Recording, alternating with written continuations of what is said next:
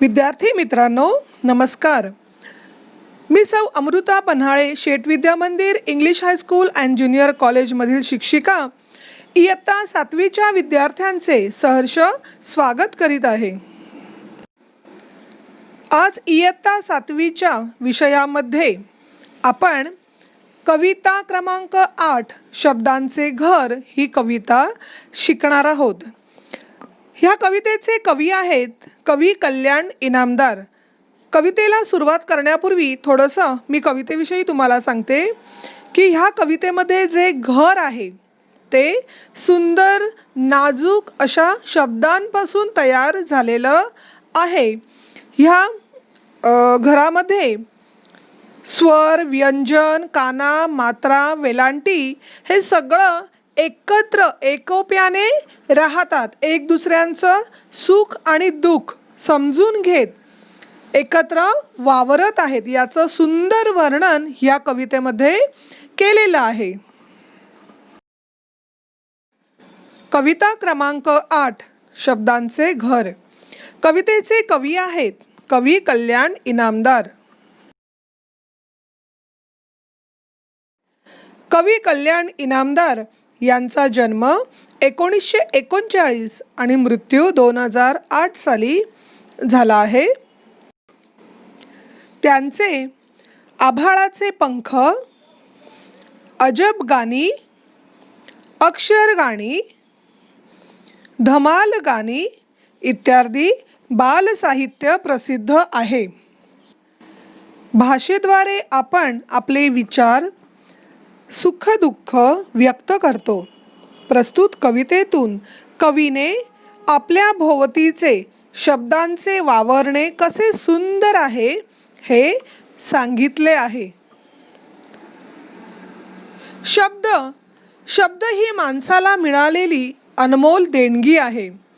सुंदर सुंदर शब्दांनी आपले जगणे समृद्ध होते. या शब्दांचा वावर कुठे व कसा असतो याचे सुंदर उदाहरण त्यांनी ह्या कवितेमध्ये दिलेले आहे. शब्दांचे आपल्या जीवनामध्ये असणारे महत्त्व, शब्दांच्या अलौकिक सृष्टीचे भान यावे हे उद्दिष्ट, तसेच शब्दांचा गौरव करण्याची शिकवण कवींनी ह्या कवितेमध्ये आपल्याला सांगितली आहे. सुंदर सुंदर शब्दांचे सुंदर सुंदर घर, त्यातून काही हळवे हळवे राहत होते स्वर. हे सुंदर सुंदर शब्दांचे सुंदर सुंदर घर आहे. या घरात काही कोमल नाजुक स्वर राहतात. बच्चों, इस कविता में जो घर बताया है वह शब्दों से बना हुआ घर है. यह घर बहुत ही सुंदर है क्योंकि इस घर में सब स्वर रहते हैं और यह घर शब्दों से बना घर है. घरात होता काना मात्रा वेलांटीचा मेळ, एकोप्याने खेळायचे सगळे अक्षर खेळ. विरामचिन्हांचीही होती सोबत वरचे वर, सुंदर सुंदर शब्दांचे सुंदर सुंदर घर. या शब्दांच्या घरात काना मात्रा वेलांटी एकत्र छान राहतात. एकजुटीने अक्षरांचा सुंदर खेळ खेळतात. त्यांच्या सोबत नेहमीच विरामचिन्हेही खेळतात. असे हे सुंदर शब्दांचे सुंदर घर आहे. विराम चिन्ह जिसे हम लोग पंक्चुएशन कहते हैं. पंक्चुएशन में जैसे फुल स्टॉप आता है, क्वेश्चन मार्क आता है, एक्सक्लेमेशन मार्क आता है, कॉमा आता है, तो इन्हें हम लोग विराम चिन्ह कहते हैं. इस घर में जो शब्द रहते हैं उसमें कवि ने बताया है कि घर में सब मात्राएं रहती है. मात्राएं मतलब काना मात्रा वेलांटी.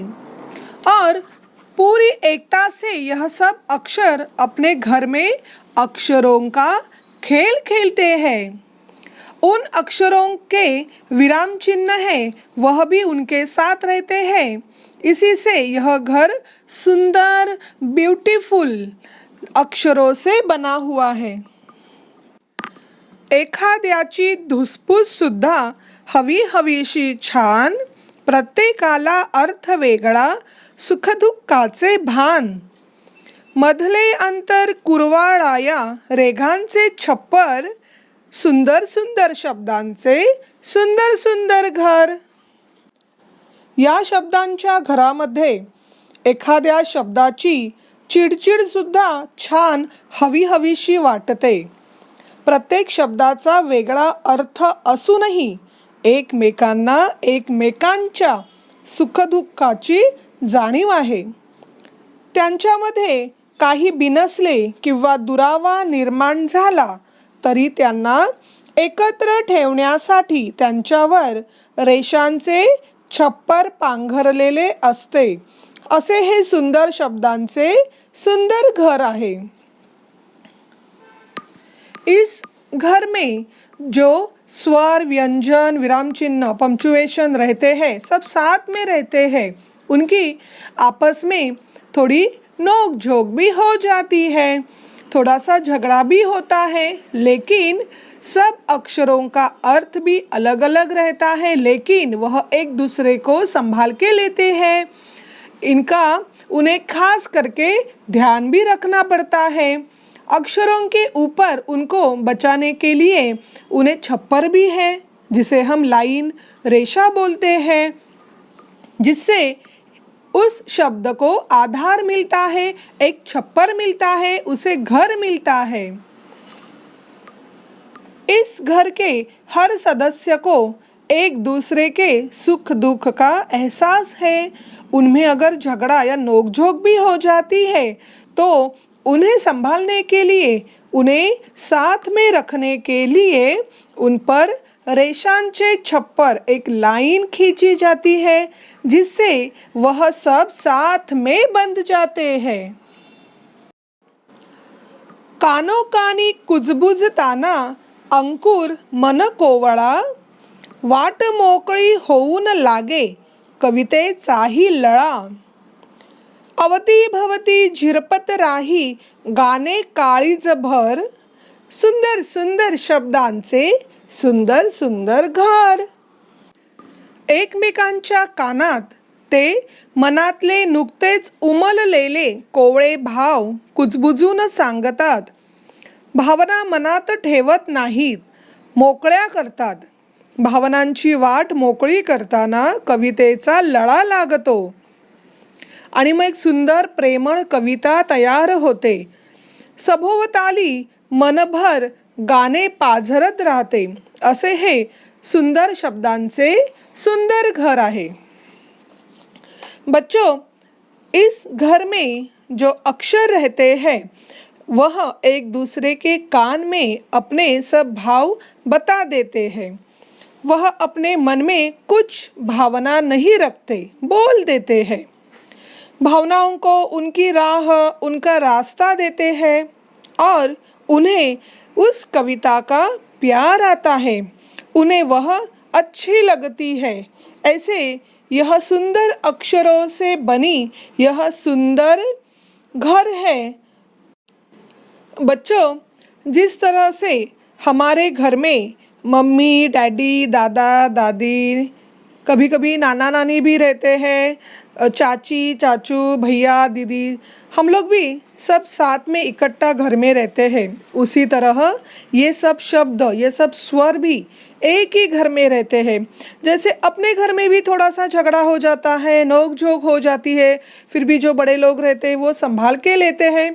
उसी तरह से ये शब्द भी, ये स्वर भी सब अपने एक दूसरे को संभाल के लेते हैं, प्यार से रहते हैं, ताकि एक दूसरे में झगड़ा न हो। मुलांनो, आता आपण ही कविता थोड़ी सी तालासुरात म्हणण्याची प्रयत्न करूया। बच्चों, हम थोड़ा इसे सुर में गाने की कोशिश करेंगे। चलो सब मिलकर हम लोग ये कविता बोलेंगे।